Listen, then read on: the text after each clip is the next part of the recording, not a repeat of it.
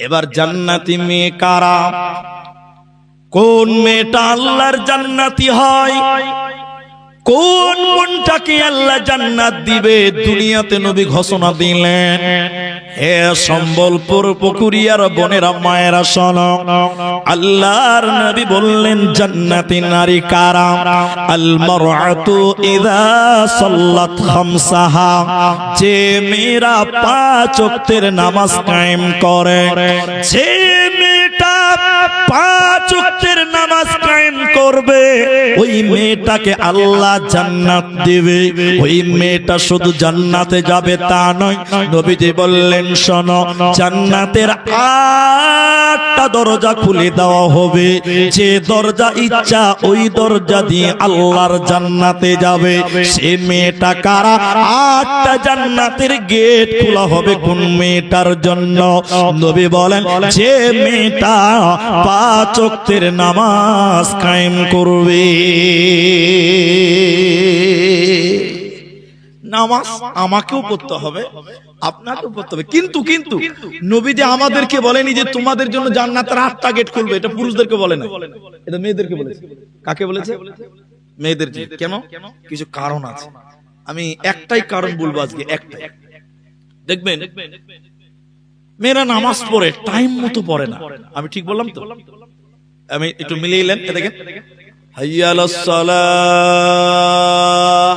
জোহরের আজান দিয়েছে, আপনি তাড়াতাড়ি বেঁধে গামছাটা কইরে গোসল করতে গেলেন, আর আপনার স্ত্রী কি করতে গেছে বলেন? রান্না করতে গেছে। ঠিক, নামাজ মেয়েদের টাইম মতোই পড়তে হবে।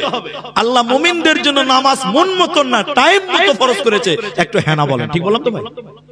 তাহলে বেশিরভাগ মেয়েরা দেখবেন জোহরের টাইমে নামাজ টাইম মতো পড়ে না। দেখবেন আসরের পরে ঢিলা করে নামাজ পড়ছে। জি না, টাইম মতো পড়তে হবে। আমার মা, তুমি যদি টাইম মতো নামাজ পড়ো, তোমার জন্য জান্নাতের 8টা দরজা খুলে দিবেন আল্লাহ। বলুন সুবহানাল্লাহ। জান্নাতি নারী কারা? দ্বিতীয় নম্বর নবী বলেন, ওয়াসামাতু শাহরাহা, রমজান মাসে রোজা রাখবে যে নারীরা। এই যে সামনে রমাদান মাস, রোজা তো আমাদের পুরুষদেরকেও রাখতে হয়, তাহলে নারীদেরকে বিশেষ করে বলা হলো কেন? মায়েদের গুরুত্ব দিয়ে বলা হলো কেন? হে আমার মায়েরা শোনো, লজ্জার কথা নয়, শরমের কথা নয়, জানার ব্যাপার আছে। প্রতিটা সাবালিকা মেয়েদের মাসে একবার পিরিয়ড হয়, মেন্স হয়, হাইজ হয়, নাপাক হয়। যে সাবালিকা মেয়েদের রমজান মাসে শরীর খারাপ হওয়ার কারণে, মেন্স হওয়ার কারণে 30টা রোজা তারা রাখতে পারে না, 4টা 5টা 7টা পর্যন্ত রোজা বাকি হয়ে যায়।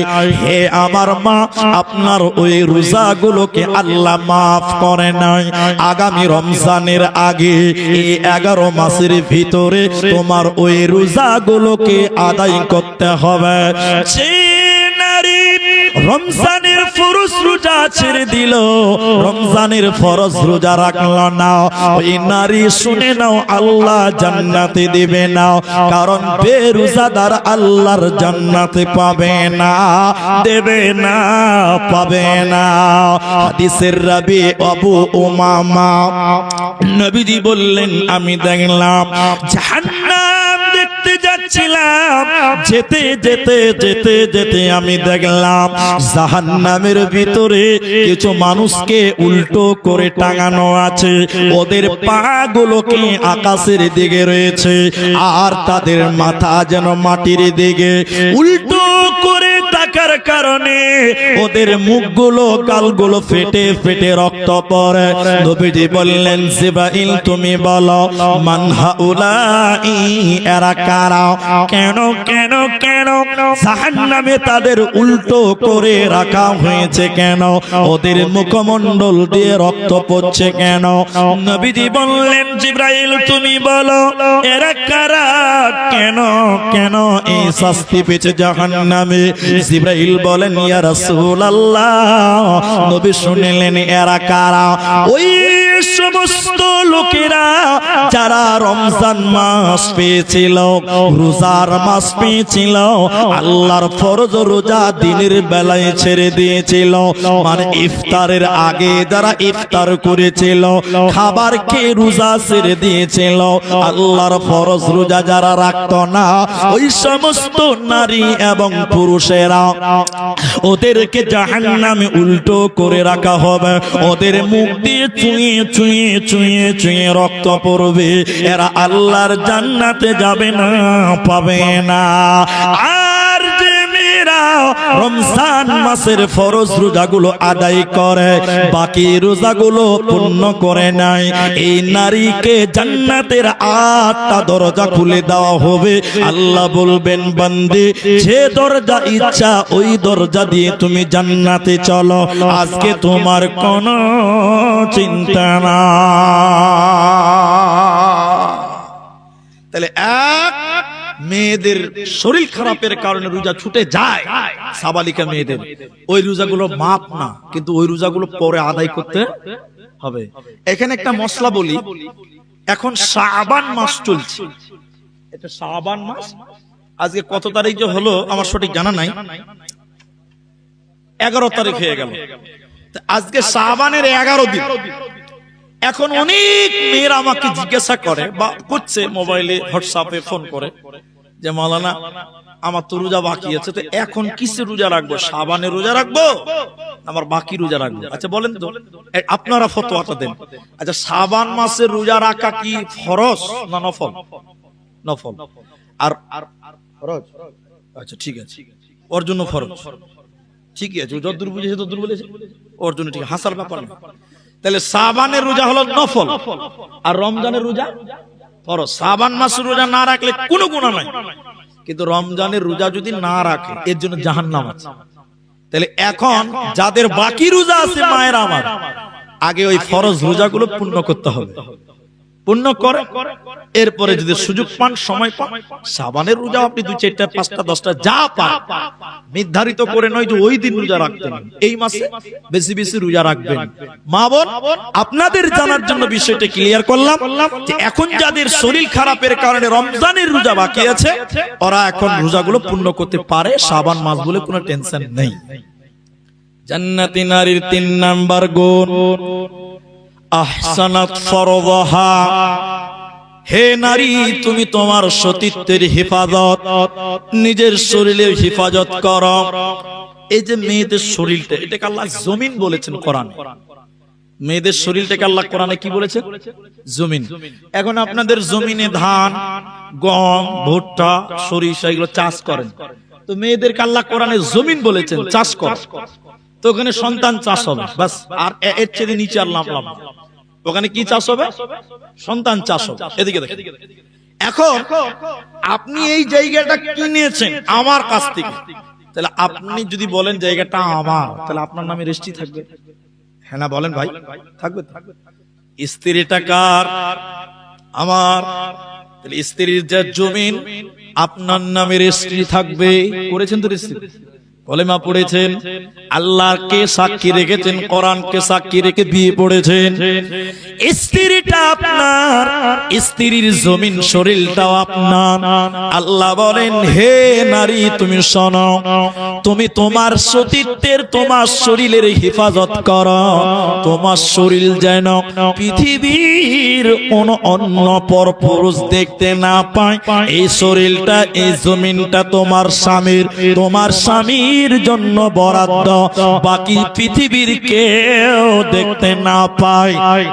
তুমি যদি তোমার শরীরকে ঢেকে রাখো, সতীত্বের হেফাজত করো, নবী বলেন এই নারীর জন্য আল্লাহ জান্নাতের 8টা দরজা খুলে দেবে। এই নারীটার কোনো চিন্তা নাই। ঠিক বললাম না? জোরে বল।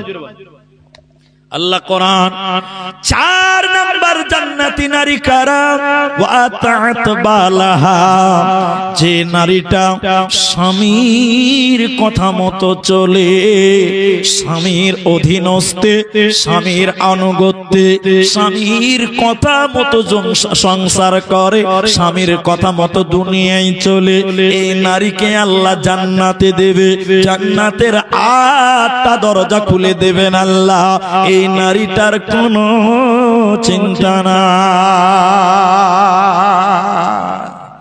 এই জন্য জান্নাতে যেতে গেলে 4টা কাজ করো 1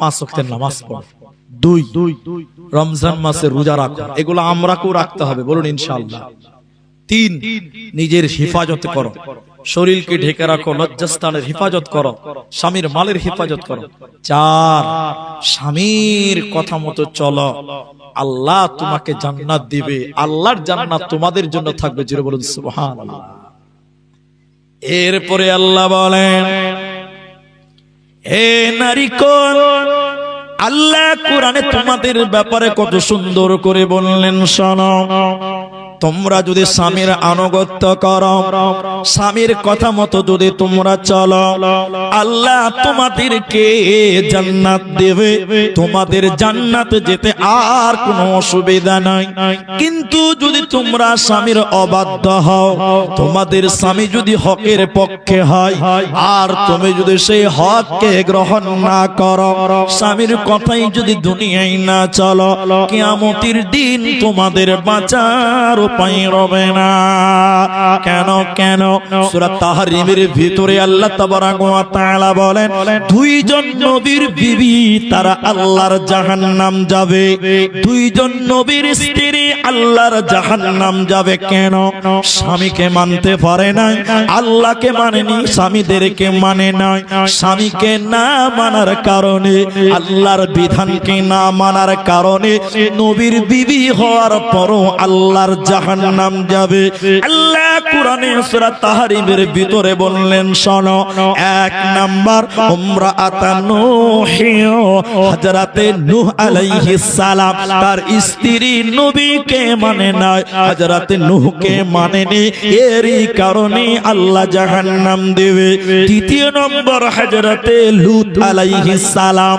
হে আমার মা স্বামী নবী ছিল কিন্তু নবী হওয়ার পরে নবীর স্ত্রী হওয়ার পরে স্বামীদেরকে না মানার কারণে আল্লাহ জাহান্নাম দিয়ে দেবে কিয়ামতের দিনে এই নবীর স্ত্রীদের কোনো উপায় রবে না একটা হাদিস পড়বো সূরা নূর 24 নম্বর সূরা এটা আয়াত পড়বো আপনাদের সামনে একটু ধৈর্য ধরেন হাদিসটা খালি বলি এটা তাবলীগী জালসা এই জন্য শুনতে ভালো লাগবে আপনাকে কষ্ট হবে না দুটি হাদিস সামঞ্জস্য করে মিলিয়ে নেবেন আমি দুটোই বলছি দেখেন সালাসাতুন 3 শ্রেণী মানুষ আপনারা বলুন কয় শ্রেণী মানুষ আল্লাহর নবী বললেন قد حرم الله عليهم الجنة আল্লাহ তার জন্য জান্নাতকে হারাম করে দিয়েছে জান্নাত কোনোদিনই পাবে না